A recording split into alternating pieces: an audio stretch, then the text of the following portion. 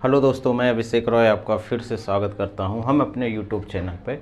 मेरा चल रहा है एंशिएंट हिस्ट्री, और एंशिएंट हिस्ट्री के हम बिल्कुल लास्ट में खड़ा हैं, क्योंकि अब हम पढ़ेंगे दक्षिण भारत का इतिहास, है ना। इससे पहले हम वर्धन वंश और पुष्यभूति वंश के बारे में काफ़ी अच्छे से और डिटेल से कवर किए, है ना।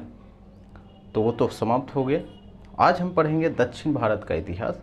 और दक्षिण भारत का इतिहास जानने से पहले हम आपसे पहले भी बात किए हैं कि आपको लोकेशन सबसे महत्वपूर्ण है।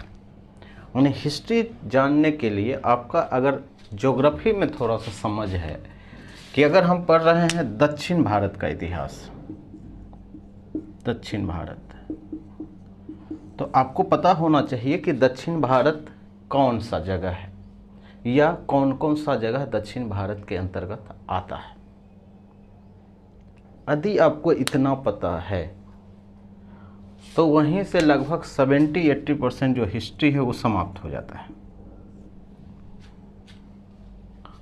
ना।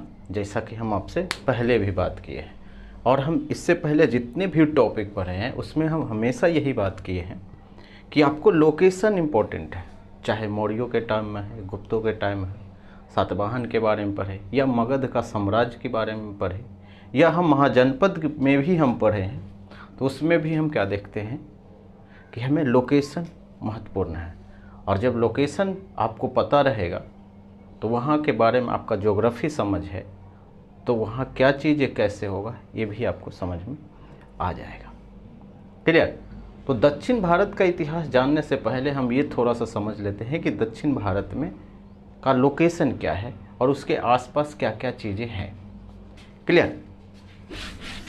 यदि आपको भारत का मैप है आपके सामने तो आप उसको निहार सकते हैं, उसको देख सकते हैं। क्लियर। ये है दक्षिण भारत। नहीं, आपको इतना ही पता है। ये कौन सा सागर है? ये है अरब सागर, इधर वाला। और ये कौन सा सागर है? इसको हम बोलते हैं बंगाल की खाड़ी। नहीं, यानी ये साइड है पूर्वी साइड, और इसको हम बोलेंगे पश्चिम साइड। नीचे में है ये है श्रीलंका। नहीं, आप यहाँ से इधर की तरफ आएंगे तो इसी को बोलते हैं दक्षिण पूर्व एशिया। दक्षिण पूर्व एशिया यानी इसी को हम बोलते हैं आसियान, जिसमें कंबोडिया, म्यांमार, है ना, जावा, सुमात्रा, ये सब लोग आते हैं। जितना भी बात हम बोल रहे हैं उसका यूज हम करेंगे। यहाँ पे देखेंगे कि बगल में यहीं पे है मालदीव। मालदीव है ना। अभी भारत के साथ रिलेशन भी बढ़िया है। अगर हम ऊपर की बात करेंगे तो ये जो एरिया है ना, इससे नीचे वाला जो एरिया है वो है दक्षिण भारत। यानी इसका मतलब क्या है? ये क्या है? ये है गोदावरी नदी बेसिन।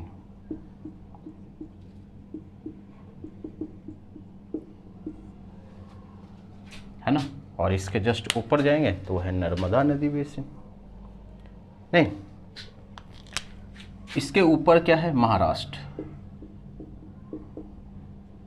और महाराष्ट्र का पूरा जो क्षेत्र है वो आता है दक्कन ट्रैप में।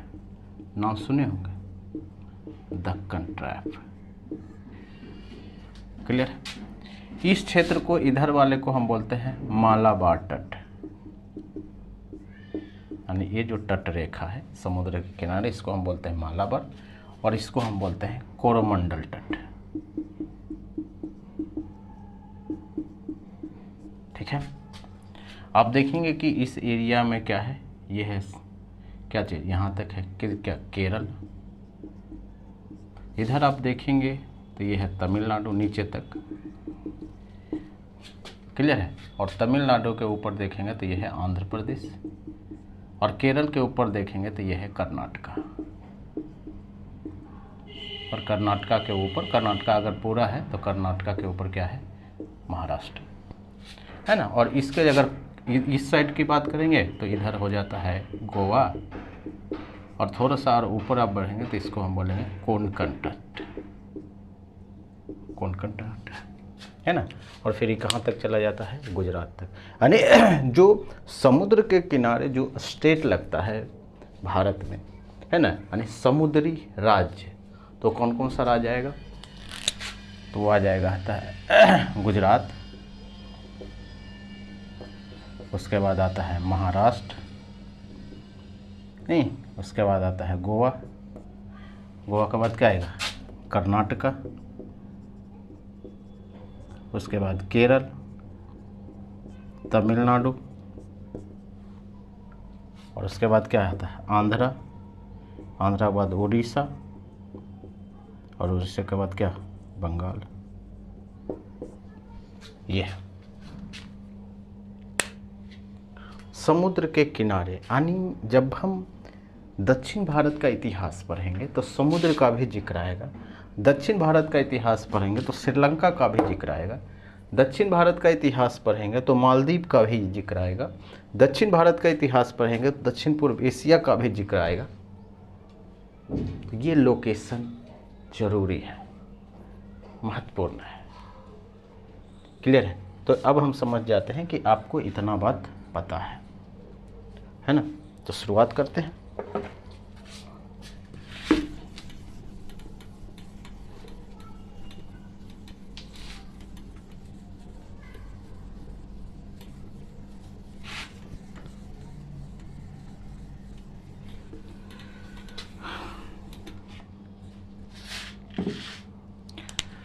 दक्षिण भारत का इतिहास।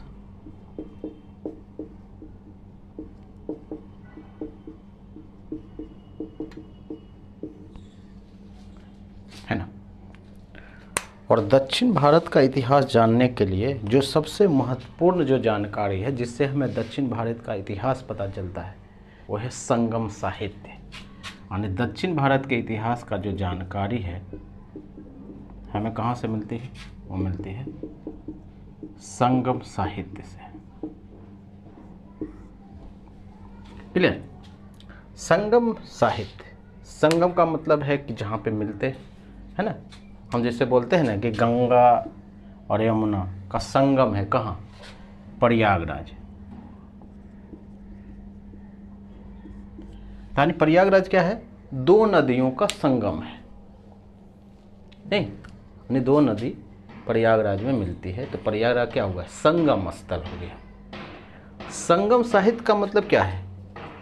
कि मिलता है एक ही जगह, है ना। और क्या? साहित्य, यानी जितना भी साहित्य है वो एक ही जगह क्या होता है? एक समय में मिलता है। अगर मान लेते हैं कि ये एरिया वो है तो यहीं पे मान ले बहुत सारा साहित्य एक ही जगह पर एक ही टाइम पे मिलते हैं तो उसी को हम क्या बोलेंगे? संगम साहित्य। नहीं, कोई कन्फ्यूजन तो नहीं है? तो हम सबसे पहले पढ़ेंगे संगम साहित्य के बारे में, उसके बाद हम पढ़ेंगे दक्षिण भारत, क्योंकि दक्षिण भारत का इतिहास के बारे में हमें संगम साहित्य से ही जानकारी प्राप्त होता है। तो अगर हम संगम साहित्य ही पढ़ ले पहले तो क्या होगा? क्लियर हो जाएगा? नहीं। तो यहाँ जो संगम साहित्य का मतलब क्या होता है कि जो लोग यहाँ पे बुक लिखते थे, अब बुक तो अपने से आएगा नहीं, तो जो कवि हैं या कोई विद्वान है वो क्या करते थे? एक ही जगह पर रह के क्या करते? जैसे होता क्या था, इस संगम साहित्य में यह होता था कि मान लेते हैं कि जो दक्षिण में है, मान लीजिए 500 कवि है। कवि का मतलब है लेखक है, सॉरी लेखक है, राइटर है। अब ये क्या करते थे कि अपना बुक लिखे, है ना, ये अपना अपना बुक लिखे। बहुत सारे लेखक एक से ज़्यादा भी बुक लिखते थे। तो इस बुक का क्या होता था कि मान लीजिए कि संगम साहित्य लगा, है ना। अब ये लोग क्या करेंगे कि यहाँ पे बुक अपना अपना लाएंगे, ठीक है, सभी जगह से आएगा बुक। और बुक को इस एरिया में क्या होता है? रिसर्च किया जाता था, है ना, पूरा देखा जाता था। तो जब ये संगम वाले लोग आने, जहाँ पे संगम लगा है, हम आगे पढ़ेंगे भी, है ना, अगर ये लोग वेरीफाई कर दिया, यानी बेसिकली आप समझिए कि वेरीफाई के लिए कि हाँ नहीं अब ठीक है, अब आप इसका प्रकाशन कर सकते हैं, यानी मार्केट में आप क्या कर सकते हैं? बेच सकते हैं, यानी मार्केट में आप उतार सकते हैं। तो जब ये वेरीफाई कर दिया तभी ये प्रकाशन करता था, मतलब छपवाता था, और फिर उसी बुक को क्या होता था, मार्केट में बेचा जाता था। समझ गए? ये है संगम साहित्य। यानी इससे पहले जो भी बुक लिखा जाएगा यहाँ से होके ही लिखा जाएगा।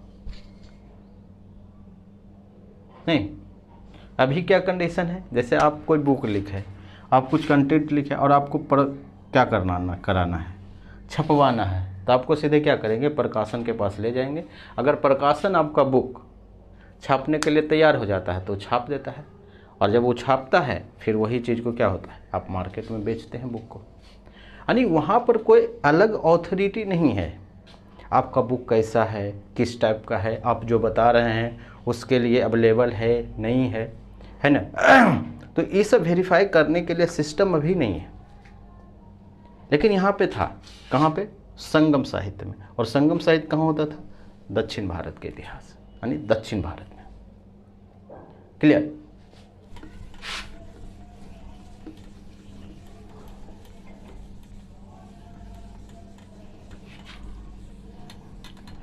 संगम साहित्य में जो उस समय जो राजा था उसमें से 3 राजा महत्वपूर्ण हैं। कौन कौन? मैप से ही समझ लेते हैं। एक था चोल, एक है चेर और एक है पांड्य। चोल, चेल, पांड्य। ये जो चेर है, चेर ये साइड में था, यानी ये साइड कौन वाला एरिया था? केरल वाला, है ना। ये क्या था? चेर। और यहाँ से थोड़ा सा आप ऊपर जाएंगे तो यहाँ पे था चोल। क्लियर? और थोड़ा सा और यहाँ पे आएंगे तो ये था पांड्य, यानी ये तमिलनाडु में है। और ये तमिलनाडु का कुछ एरिया में ये भी था, बाकी कहाँ था? आंध्र प्रदेश में। क्लियर? तो ये भी आपको थोड़ा सा समझ लेना है। आप समझ रहे हैं? लोकेशन महत्वपूर्ण है। ये राजा है, इसका एक क्या बोलता है, राजकीय चिन्ह। राजकीय चिन्ह से भी सवाल आता है। जैसे भारत का राजकीय चिन्ह क्या है?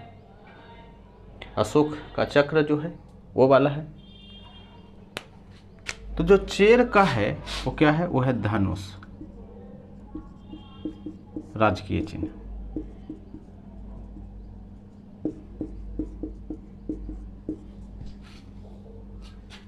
चोल का क्या है? यह है बाघ। और पांडे का क्या है? वह है मछली।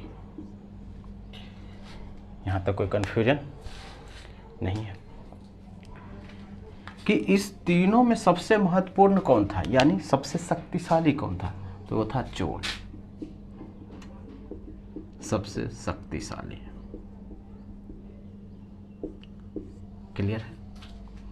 यानी अगर सवाल पूछ देगा कि संगम का जो इतिहास है या संगम साहित्य के टाइम में जिस समय हुआ था उस समय में, यानी यह 1 से 3rd सेंचुरी के बीच है ना। तो आपको पता है कि 100 से 300 का जो एडी का टाइम है उसके बीच का हम टाइम पढ़ रहे हैं। जैसे हम पढ़े थे ना कि बौद्ध में क्या हुआ था कि 4 बौद्ध संगति हुआ था। तो संगम साहित्य के लिए कितनी संगतियाँ हुई थी? 3 संगति, है ना, 3। कौन से राजाओं ने करवाया था? तो कौन सा राजा है करवाया था? पांड्य राजा है, पांड्य राजा, है ना। तो ये महत्वपूर्ण है कि जो संगम साहित्य जो हुआ था, है ना, वो 3 संगम हुआ, है ना। और किसके टाइम में हुआ और कौन करवाया? तो वह है पांड्य राजा। और उसमें से पहला सवाल पूछ लेता है कि पहला फर्स्ट जो हुआ वो है मदुरई में। अब टाइम देख लीजिए पांड्य का, तमिलनाडु में। तो अब इसलिए बात है कोई भी अपना ही जो साम्राज्य है उसी के अंडर कराएगा नहीं, ऐसे ही याद हो जाएगा आपको, मदुरई। और इसमें जो अध्यक्ष है यहाँ पर हम लिख देते हैं स्थान, यहाँ पर लिख देते हैं अध्यक्ष। और कौन सा बुक का क्या हुआ, उसमें क्या हुआ?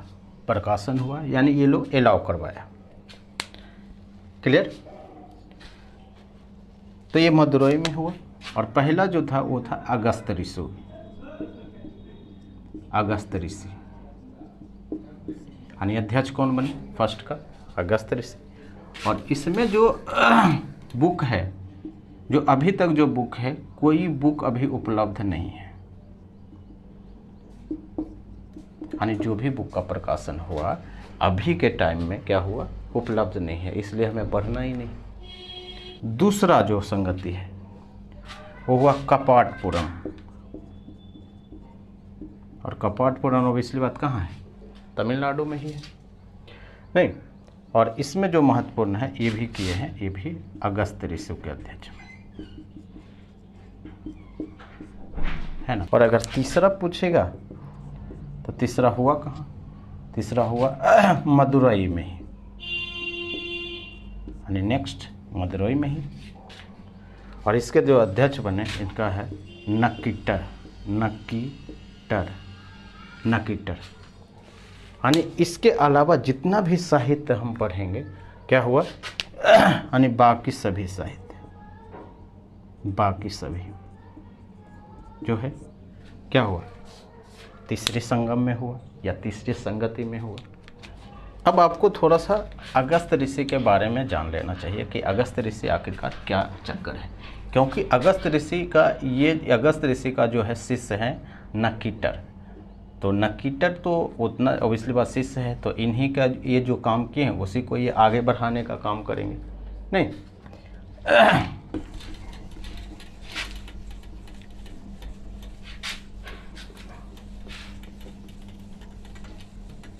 ध्यान है ना, हम क्या पढ़ रहे हैं, हम पढ़ रहे हैं संगम साहित्य। लिख ही देते हैं भाई, संगम साहित्य।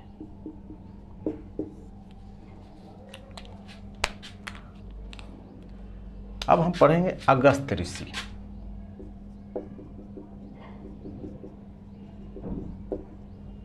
अगस्त ऋषि, अगस्त ऋषि माना जाता है तमिल साहित्य के जनक।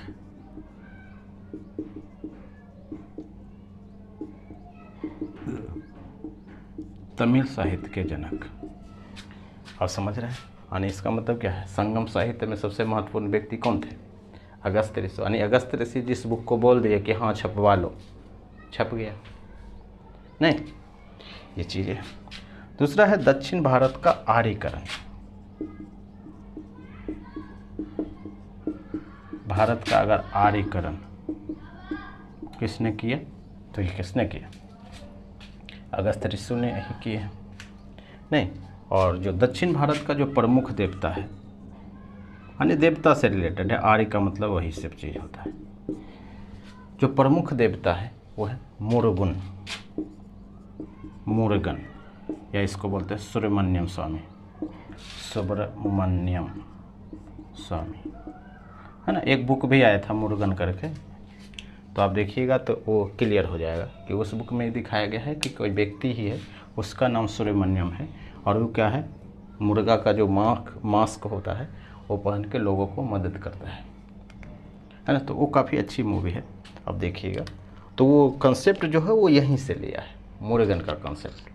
क्योंकि जो प्रमुख देवता है दक्षिण भारत का वो मुरुगन ही है, और उनका जो नाम है वो क्या है, सुब्रमण्यम स्वामी, कुछ भी आ सकता है। और अगस्त ऋषि के बारे में तमिल साहित्य के जनक। और दक्षिण में जो आर्यकरण है कौन किए हैं, तो किए हैं अगस्त ऋषि ने। क्लियर है। तो आज भर इतना ही है, हम आगे इसके बाद क्या करेंगे है ना। यानी एक हमें बच गया है कि तमिल साहित्य के जो संगम साहित्य के अलावा जो बुक है हम उसके बारे में पढ़ेंगे। और ये जो महत्वपूर्ण राजा है 3 है ना, चोर चेर पांडव, इनके बारे में जो भी इन्फॉर्मेशन है हम उस पर बात करेंगे। ठीक है, तो आज भर इतना ही। Thank you.